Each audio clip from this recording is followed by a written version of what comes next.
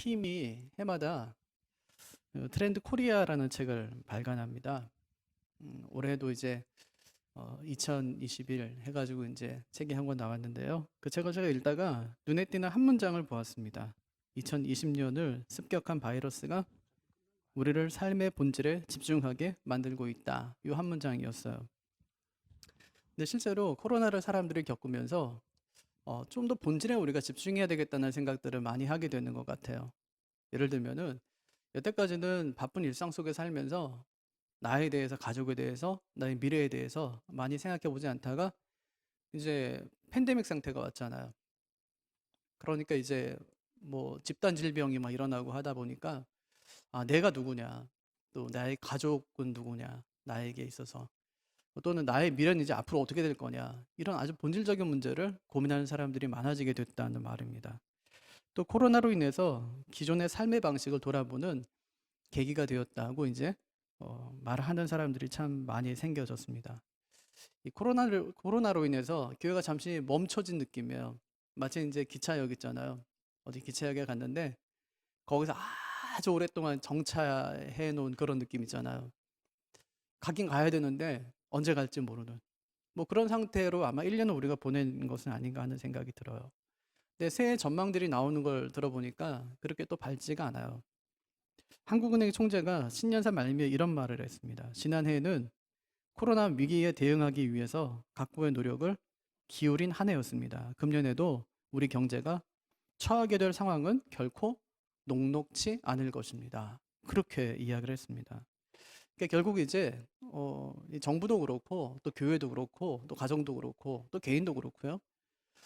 이 본질에 좀 집중해야 될 때가 아닌가 하는 생각이 들어요. 그래서 우리 교회도 내년 사역을 준비하면서 내년에는 좀 본질적인 사역에 집중하는 그런 해로 우리 정합시다. 이제 그렇게 했어요. 교회 본질적인 사역이 뭐죠? 그것은 예배하는 거, 교육하는 거, 선교하는 거. 이게 참 본질적인 사역이죠. 그래서 새해에는 이 사역에 좀 더 집중합시다. 그렇게 이제 우리가 논의를 좀 했습니다. 우리도 이 성도의 본분이 뭔지를 또 성도의 본질의 문제를 좀 고민하는 기회가 좀 되었으면 좋겠습니다. 성도가 뭐 하는 사람인지 한번 진지하게 고민해 보시기를 바랍니다. 보통 이제 한 해가 저물고 새해가 시작되면 항상 이제 끝에 이 말미에 하는 말이 참 다사다난했던 한 해가 지나갑니다. 이제 그렇게 이야기하거든요. 참 진짜 올해만큼은 작년 2020년만큼은 참 다사다난한 것 같아요. 일도 참 많았고 어려움도 참 많았습니다. 네, 새해도 참 녹록지 않겠지만 예수님을 중심에 모시고 힘있게 시작하시기를 바랍니다. 축구에는 전반전하고 후반전이 있죠. 전반전이 끝나면 이제 잠깐 쉬는 시간이 있어요. 그러고 나서 하프타임이죠. 잠깐 쉬고 나서 이제 후반전으로 이제 뛰게 됩니다. 예전에 제가 대학 축구팀 경기를 본 적이 있거든요. 전반전이 끝났어요. 2대 0으로. 그랬더니 하프타임 때 저쪽에서 막 퍽퍽퍽 소리가 나는 거예요. 이건 누가 들어도 엉덩이 맞고 있구나 다 알 수 있어요. 맞고 있는 거예요. 그 대학생들이. 뭐 코치한테 맞았는지 뭐 선배한테 맞았는지 모르지만 원래 그 하프타임 때 그 라커룸은 굉장히 살벌하대요. 제가 어느 영상에서 봤는데 프랑스에 굉장히 잘하는 선수 있었잖아요. 앙리가 손흥민하고 막 대화하는 거예요. 뭐라고 하냐면 6대 0으로 이기고 있는데도 라커룸 분위기는 거의 전쟁터래요. 6대 0으로 이기고 있어 자기가. 그런데 거긴 전쟁터래요. 왜냐하면 그 축구는 그냥 전쟁인 거예요, 그냥.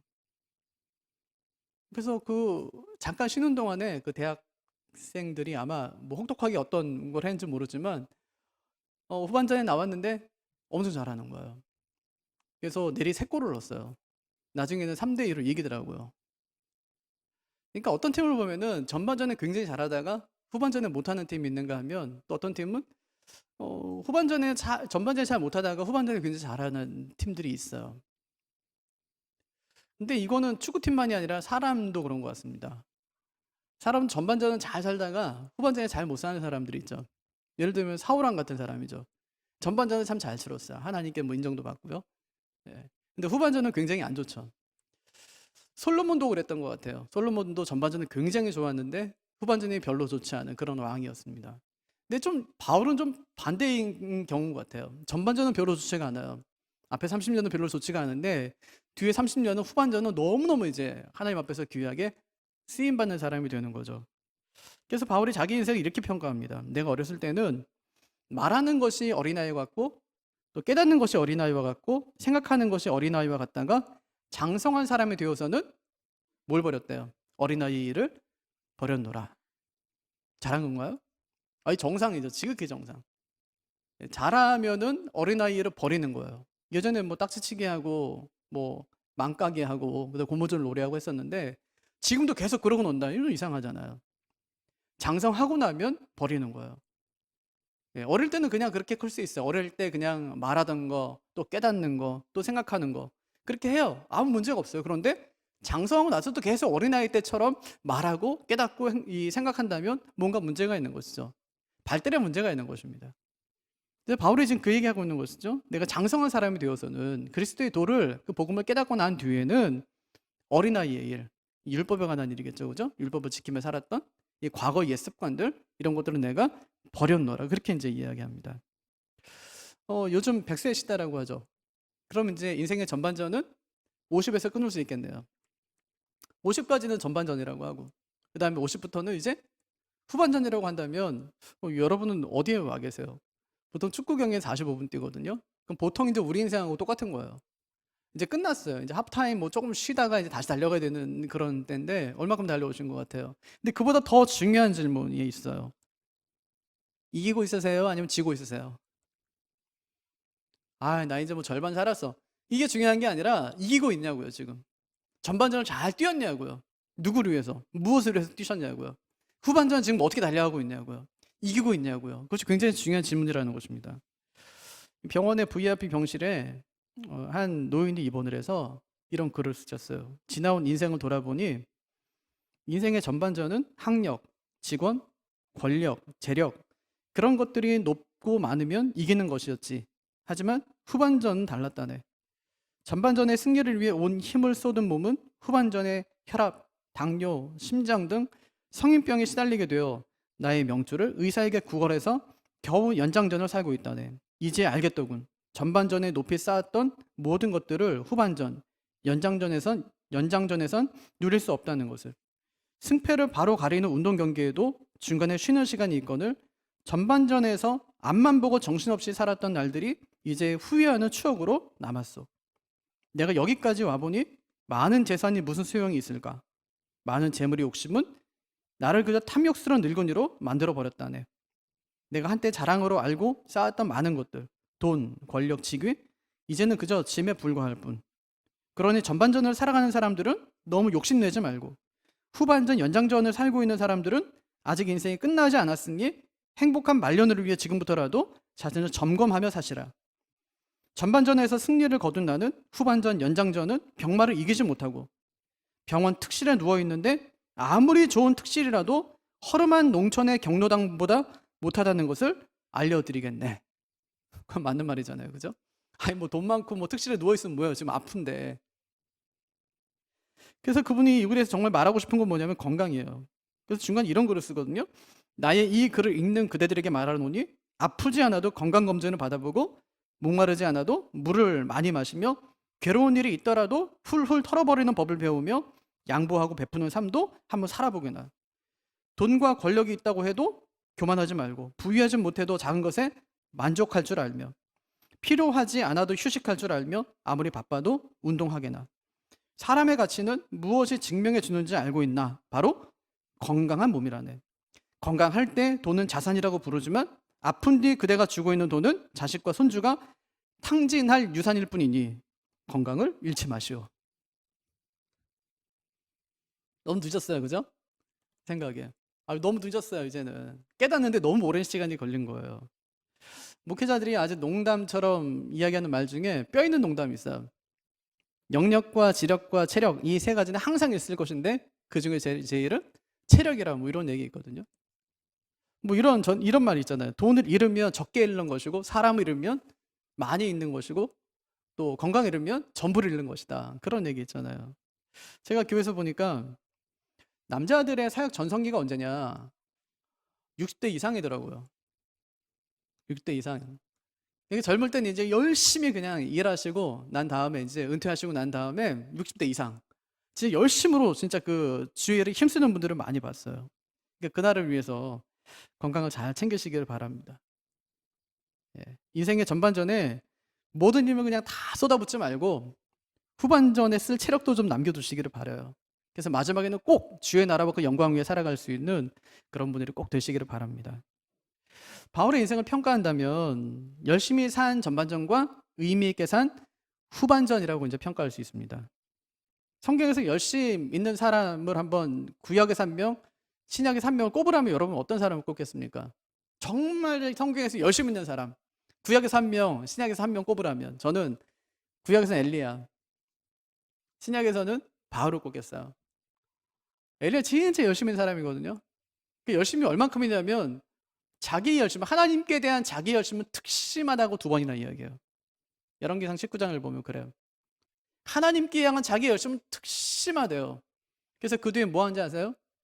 갈멜산에 올라가서 이 바알과 아세라를 섬기는 선지자 850명과 대결을 벌여요. 열심히 아주 특별한 특심이었던 그런 사람이었었죠. 근데 바울도 지질 않아요. 사도행전 8장 3절을 보면 사울이 교회를 잔멸할세 각 집에 들어가 남녀를 끌어다가 옥에 넘기니라, 그런 말씀 나오죠. 어떻게 했다는 거예요? 유대교회 너무 열심히 있어가지고 교회를 다 폐쇄시키고 예수 믿는 사람들 전부 잡아다가 감옥에 가뒀다는 얘기를 하는 것입니다. 오죽하면 주님이 나타나서 사울아 사울아 네가 어찌해 나를 이렇게 핍박하느냐 고 하실 정도로 열심히 있었던 사람이 바울이었었다는 말입니다. 근데 문제는 뭐냐면 그 열심의 방향이 잘못됐다는 거예요. 그 열심으로 주님을 핍박하고 교회를 잔멸하고 하나님 나라의 장애물이 되고 말았다는 것입니다. 그래서 그가 이제 회심하고 난 다음에 깨달은 거예요. 아, 내 열심이 잘못된 것이었구나 하고 깨닫고 나서 자기처럼 잘못된 열심을 가지고 있는 유대인들에게 이런 말을 합니다. 내가 증언하노니, 증언은 누가 할 수 있어요? 목격하든지 경험한 사람이 할 수 있는 거잖아요. 그러니까 내가 증언하노니 그들이 하나님께 열심은 있으나 올바른 지식을 따른 것이 아니니라. 애들한테 가끔 가다가 하는 말이 있어요. 넌 가만히 있는 게 도와주는 거야. 그렇죠, 그죠? 아니 만두를 막 빚고 있어요. 근데 애가 와서 막 다 만져놓는 거예요. 그 뭐라고 하죠? 도와주려고 하는 거예요, 걔는. 근데 그게 도움이 되나요? 넌 그냥 가만히 있는 게 도와주는 거야. 그렇게 이제 이야기하는 거죠, 그죠? 열심은 있어요. 특심은 있다고 하지만 건드리면 안 돼요. 건드리면 오히려 일이 잘 안 되는 거예요. 왜냐하면 그것은 내 열심이기 때문에. 기억하실지 모르겠어요. 예전에 한때 이임연우 교수의 W 이론이 굉장히 인기 있었던 때가 있어요. 그 책이 나오면서 굉장히 약간 좀 이게 핫 이슈처럼요. 이게 무슨 얘기냐면 외국 것을 무분별하게 수입하지 말자는 거예요. 한국 실정에 맞게 기술이든지 문화든지 이 발전 개별 가지고 발전 전략을 잘 세우자는 것입니다. 그가요, 대한민국을 망치는 3가지를 말했어요. 첫째는 무식한 자가 전문직에 앉아있을 때, 무식한데 전문직에 앉아있어요. 이건 이제 대한민국 망치는 거다. 보통 장관 취임사가 보통 이렇대요. 아무것도 모르는 자가 장관을 맡게 되었습니다. 여러분의 많은 도움을 부탁드립니다. 겸손인 줄 알았더니 사실일 때 끔찍한 결과를 낳는다고 했습니다. 2번째는 무식한 자가 소신을 갖고 있을 때, 그러니까 신념은 필요하죠. 하지만 내용이 없을 때 고집이 되고 공동체를 퇴보시킨다는 말입니다. 3번째, 무식한 자가 열심을 낼 때, 이 사람이 제일 위험하다는 거예요. 무식한데 열심을 내요. 이것저것 다 건드리고 다니다가 결국엔 성취가 아니라 사고만 낸다는 것입니다. 그럼 무식에도 2부류가 있어요. 하나는 원래 무식한 사람, 2번째는 의도적으로 무식한 사람. 진짜 위험한 사람이 누구냐면 2번째 사람이에요. 원래 무식한 사람은 못 배웠기 때문에 배우면 되는 거예요. 하지만 의도적으로 무식한 사람은 이거는 뭐 감당이 안 돼요. 이 사람이 바울이 말하는 열심은 있으나 모는 없다고요? 지식은, 올바른 지식은 없는 사람이에요.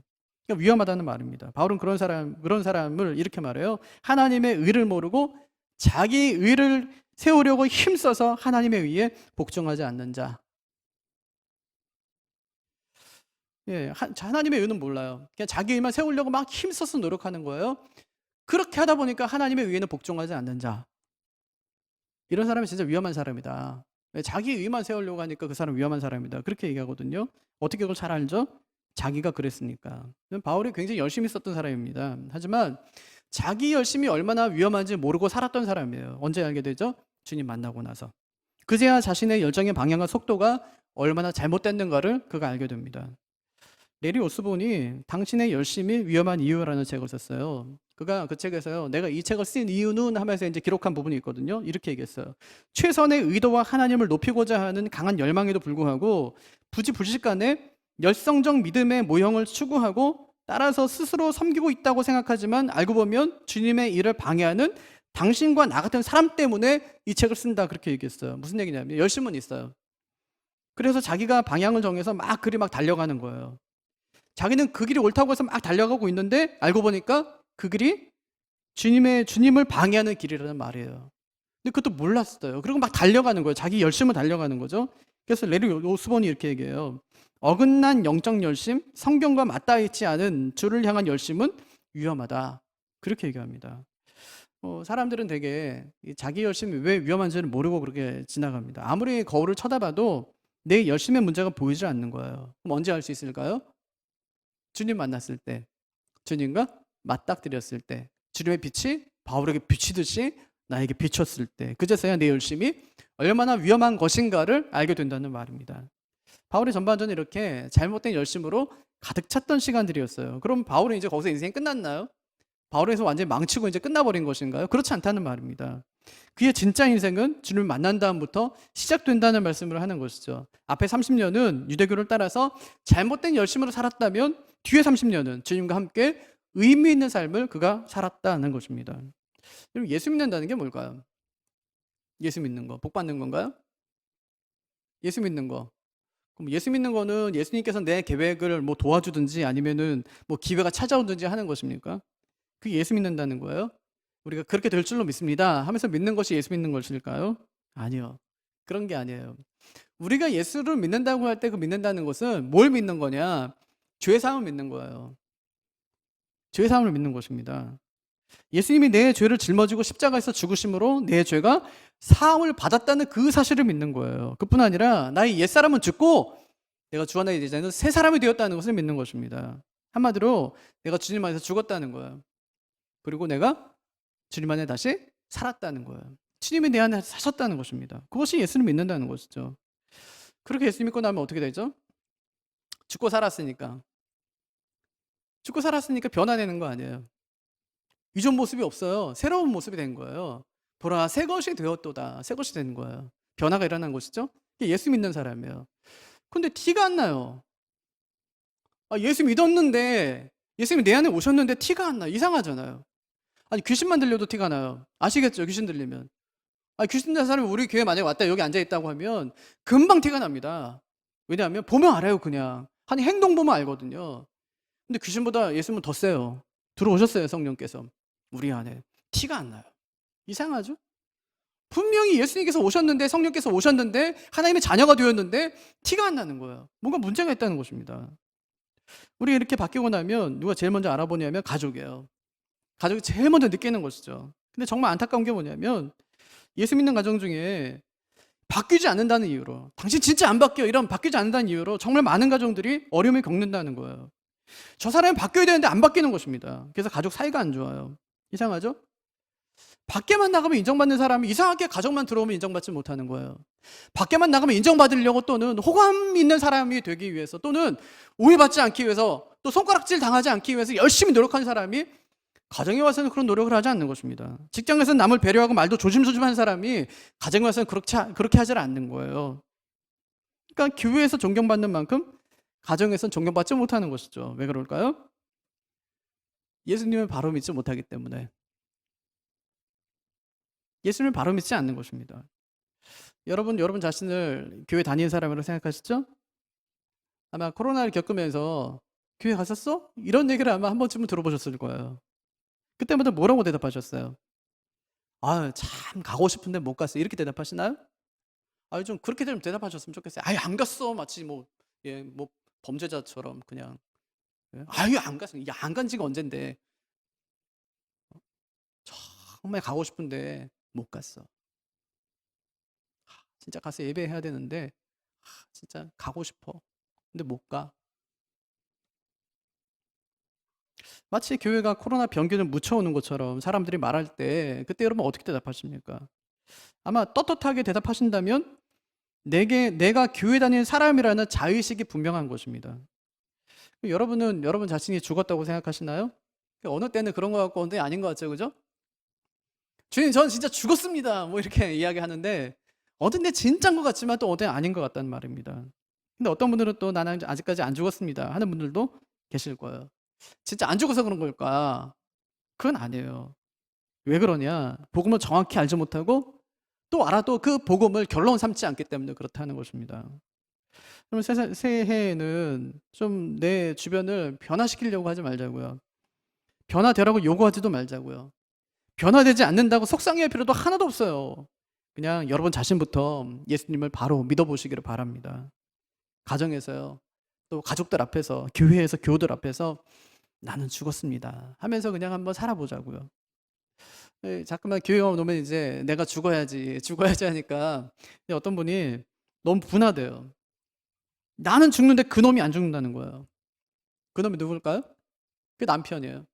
나는 죽어요, 나는. 하나님, 저는 뭐 다 내려놓고 막 죽는데 남편 그놈이 안 죽는 거예요. 억울해요. 매일 자기만 참는 게 억울한 뜻입니다. 억울하죠, 그죠? 나만 계속 손해보는 것 같으니까 억울한 거예요. 하지만 그건 손해가 아니라는 거죠. 그럼 먼저 죽은 사람부터 구원의 삶을 살기 시작한다고 여러분 생각하십시오. 그 사람부터 주님이 역사하는 삶을 살기 시작하는 것입니다. 그럼 내가 죽어야지 가족이 살아요. 내가 죽어야지 교회도 사는 것입니다. 죽는 방법이 뭘까요? 어떻게 하면 내가 죽을 수 있어요?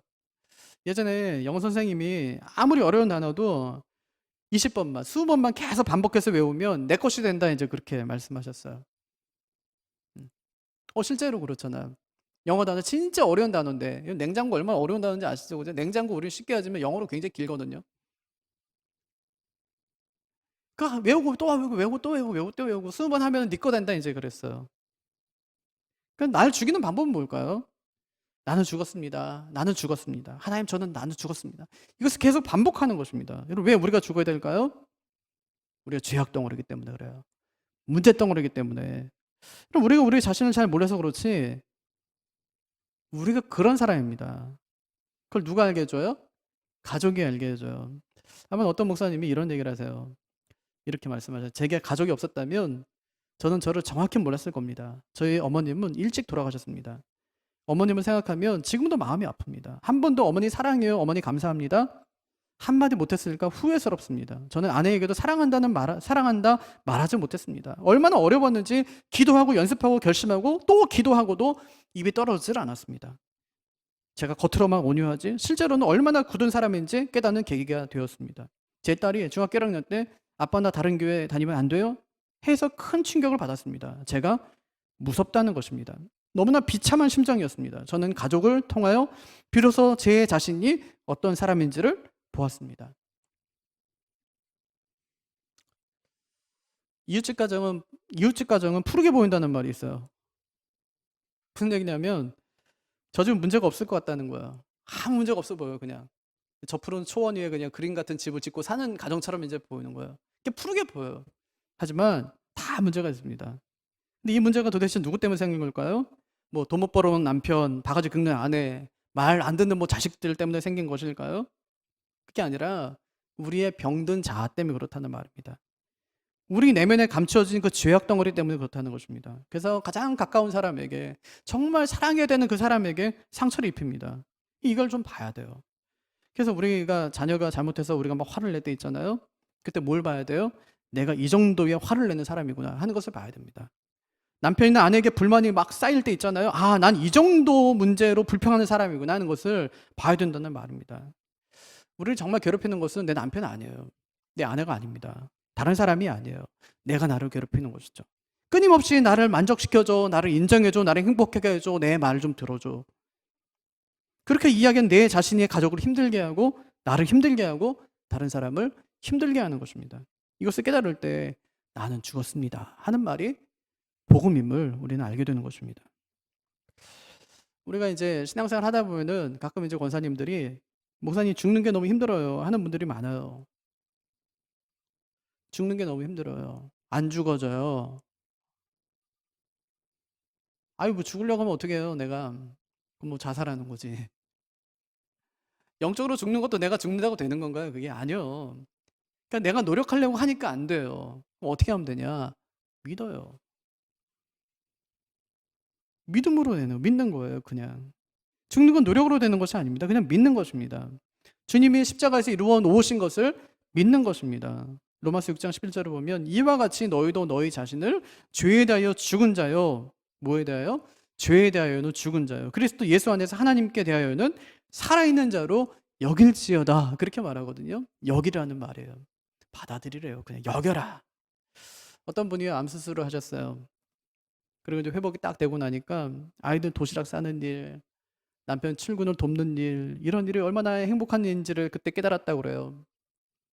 그러니까 가정 일이 많으냐, 뭐 적냐, 이것은 더 이상 문제가 되지 않더래요. 그냥 아이들 뒷바라지 할 수 있다는 그 자체가 너무너무 감사하다라는 말입니다. 그럼 죽음은 이처럼 놀라운 것이죠. 새해에는 우리 가정, 우리 가족, 우리 남편 고쳐달라고 기도하지 말고 내가 죽었습니다 하는 분들이 꼭 되시기를 바랍니다. 바울은요, 그래서 오늘 말씀에 이제는 내가 사는 게 아니라 이제 그렇게 이야기합니다. 내 중심에 모신 그리스도께서 사신다. 그렇게 이제 고백하고 있는 것이죠. 열심히 산다고 가정이 행복해지는 게 아니더라고요. 네. 열심히 산다고 가정이 행복해지는 게 아니에요. 오히려 내가 열심히 살면 살수록, 바쁘게 살면 살수록 가정에서 아이들은 사랑에 굶주릴 가능성이 굉장히 많더라고요. 남편이 불만이신 분들이 아마 계실 거예요. 제가 물어볼게요. 그럼 예수님 만약에 신랑이면 좋으시겠어요? 완벽한데 예수님은. 나만 사랑하는 게 아니라 모두를 사랑하시는데 아니, 예수님이 신랑이다. 좋으시겠어요? 내 남편이 나요. 부모님에게 불만이신 분들에게 한번 물어볼게요. 예수님이 부모님이라면 효도하시겠어요? 실제로 부모님인데 효도하시나요? 예수님이 내 집에 함께 살면 여러분 편하시겠어요? 예수님이 늘 나와 함께 있다. 그러니까 육체로 만약에 함께 있다. 행복하시겠어요? 주님이 함께 계시니까? 편안하시겠습니까? 가정을, 남편을 자꾸만 바꾸려고 하지 말자고요. 평생 해봐야 한 발짝도 못 움직이고 그냥 제자리입니다. 그 대신에 내가 죽었습니다. 그렇게 이야기하자고요. 특히 남편들이요. 남편이 죽어야 가정이 살아요. 특히 또 아내들이요. 아내가 죽어야 남편이 산대요. 또 직분자들이요. 직분자들이 죽어야 교회가 사는 것입니다. 죽는 건 노력으로 되는 것이 아닙니다. 그죠? 받아들이면 되는 거예요. 너희는 주에 대하여는 죽은 자요, 하나님께 대하여는 산 자로 여길지어다. 그렇게 말씀하시죠? 이 말씀 믿음으로 잘 받아들이는 것입니다. 주님, 그렇습니다. 저는 죄에 대해서 죽고 하나님께 대해서는 산 자입니다. 이 고백이 우리의 고백이 되기를 바랍니다. 그 새해에는 예수 중심으로